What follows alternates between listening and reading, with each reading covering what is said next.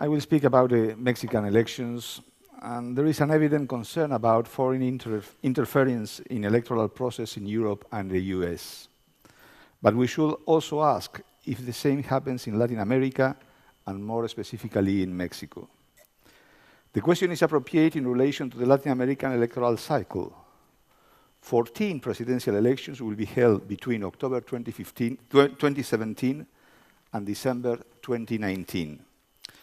At this point, we could also ask if the US or the EU will be able to share with Mexico the lessons they've learned from their own electoral experience.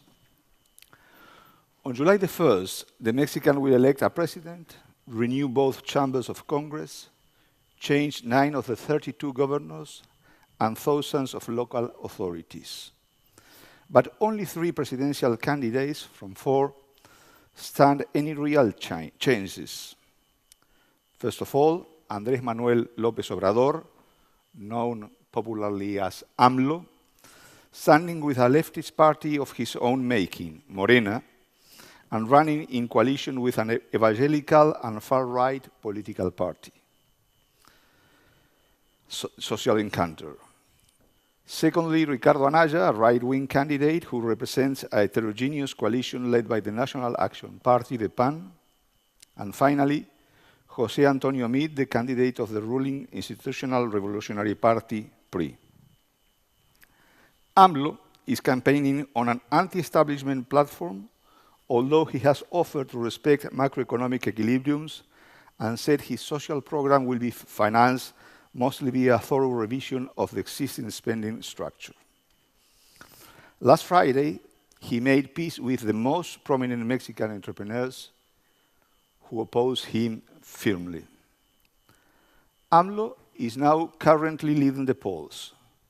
Survey average indicate 48% support, and he has increased his advantage by 20 points over Anaya's 28.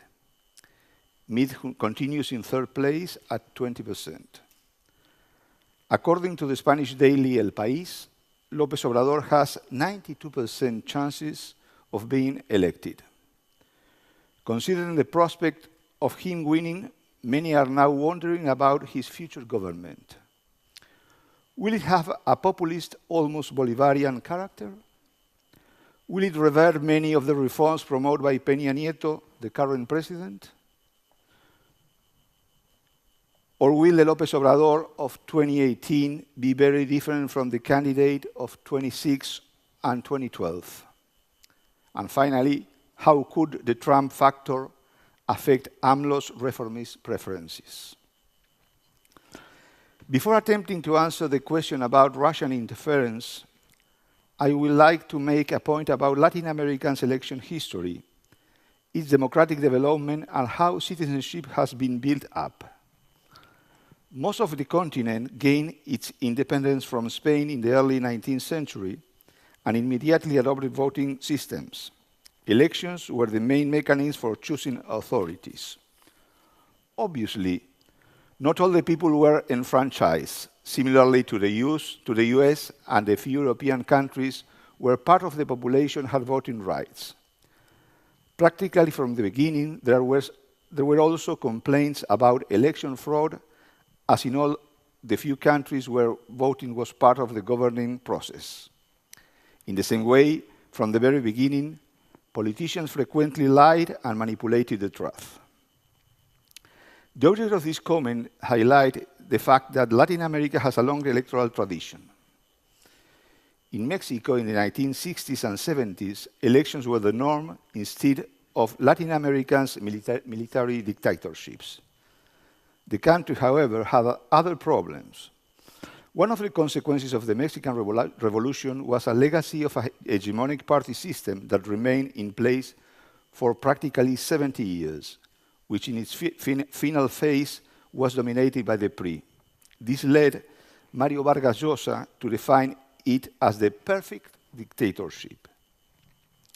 In 2000, a different period began with the election of Vicente Fox, the leader of the PAN. Some even referred to the commencement of a transition to democracy, something of an exaggerated expression, much like Vargas Llosa quip. To a large extent, the PRI's defeat was possible due to the existence of an efficient system of electoral control in the hands of the Federal Electoral Institute, the IFE, created in 1990 and responsible for federal electoral process.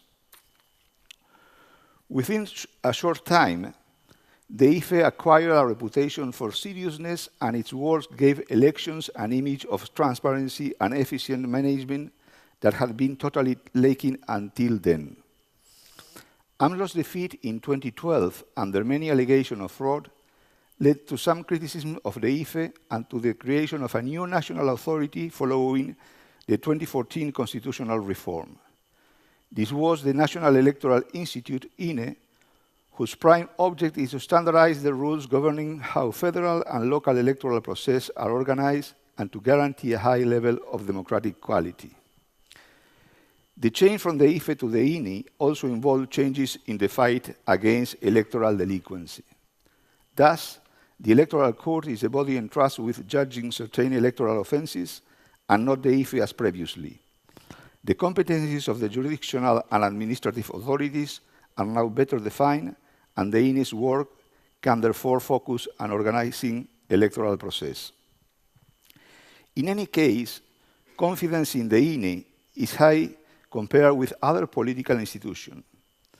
In September 2017, the most valued national institutions were the Army, 58%, and the Catholic Church, 57%.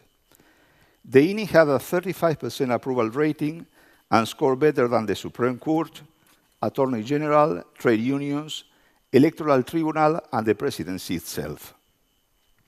In 2006, confidence in the institutions in the Institute was at 65%, dropping to 47% in 2010 and to 35% in 2017. The decline in confidence has been a parallel process to this disaffection with democracy that has been growing in recent years. How and when did the idea emerge of Russian tampering in Mexican elections? Some analysts and journalists have speculated that Russia might be trying to disrupt the region by heightening political polarization in Mexico. In November 2017, Shannon O'Neill of the Council of Foreign Relations warned against Russian meddling in the US elections, and in his article, "Don't Let Mexico's Elections Become Putin's Next Target," wrote, quote, "If Russia truly wants to damage the US and weaken the Western world order, Mexico elections offer a more rewarding and more vulnerable target."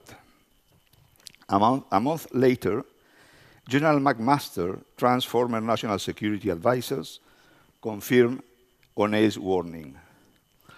After bringing to mind other places, such as Catalonia in Spain, the UK, and France, McMaster focused on Mexico and said, "You see initial signs of it in the Mexican presidential campaign already." He added that the US government was concerned by Russia's use of advanced cyber tools to promote propaganda and disinformation. Later on, Rex Tillerson was asked about evidence of Russian elections interference. His advice was, pay attention to what's happening. But these accusations have not confirmed. There is scant evidence of Russia's interference according to a variety of experts on Mexican politics, civil security, and international security, both within and outside the country. The Mexican government has itself denied such claims, and Russia has done likewise. A senior official at Mexico's INE said the agency was on guard against any foreign interference. Quote, "We do think it is a possibility, and we are preparing ourselves so that it will not affect the process." The same opinion is shared by both the electoral justice system and the Mexican intelligence services. Clips of McMaster's comments went viral. Social media erupted with memes linking AMLO to Russian or Soviets. The candidate responded ironically, joking that he should be called Andres Manuelovich, and posting a video where he looks waiting for a Russian submarine to bring gold from Moscow. In this way, many Mexicans seem to have taken McMaster's accusation with a pinch of salt because when they come from Uncle Sam, no statement can be trusted. Based on their strong nationalistic feelings, many Mexicans might even view use warning about a Russian threat as a potential smoke screen for Washington's intention to interfere in the elections. Manuel Cosillo, a digital strategist, claims to have found Russian fingerprints on social media traffic concerning the election, much of it about AMLO.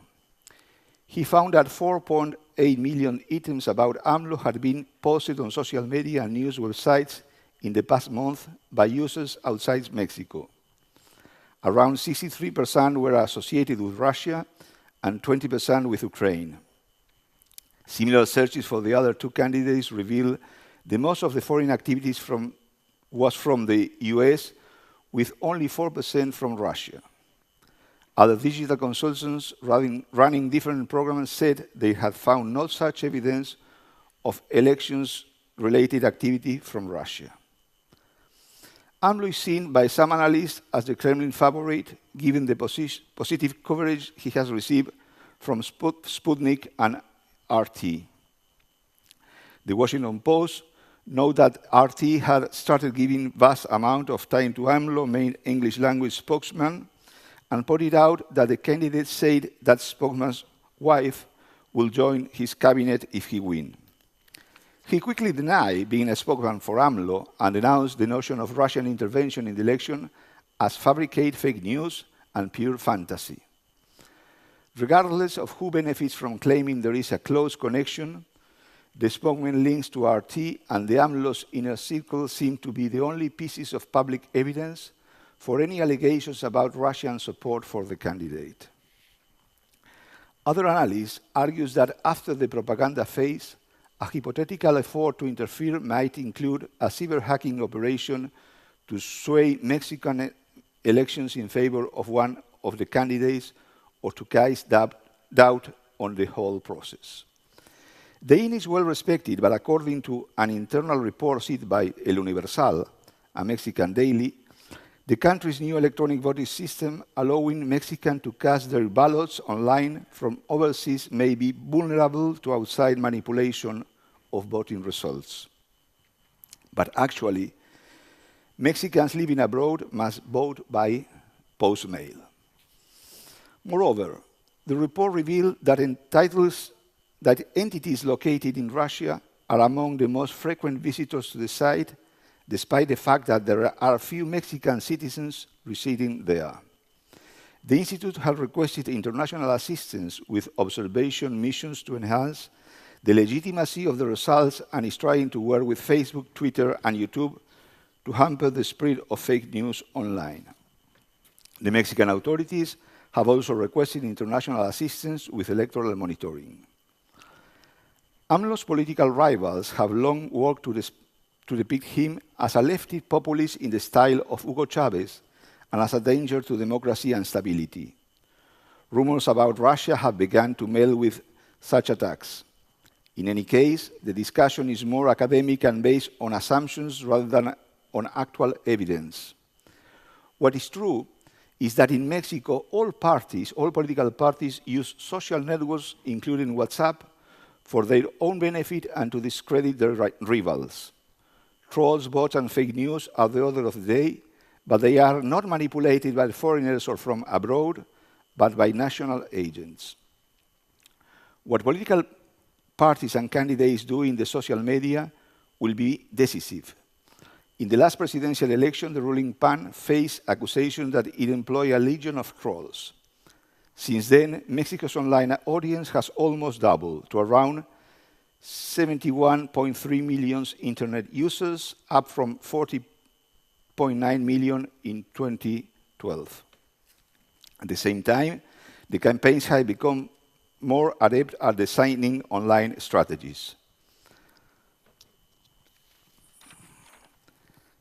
AMLO has been critical of NAFTA, just as Trump has been, and has presented himself as standing up for his people and country against a president many Mexicans consider an American bully. He has also talked about reworking energy reforms that open up the nation's oil markets to foreign companies. Therefore, the perception of Mexican is he is the candidate that will best defend the national interest. This, in a country as nationalistic as Mexico, is very important. The question of who would better defend Mexico from Trump in the event of becoming the country's president, posed in an April survey, was answered by 30% in favor of AMLO, by 23% in favor of Anaya, and by only 7% in favor of Mid.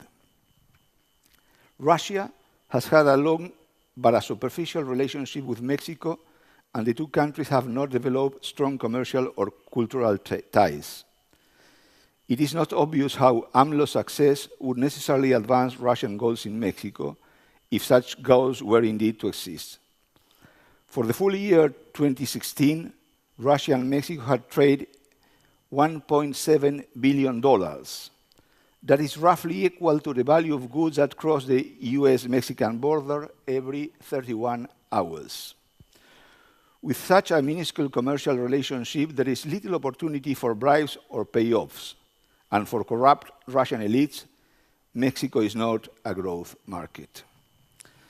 Some Mexican political commentators have said that there is a little reason yet to fear Russian involvement in this election.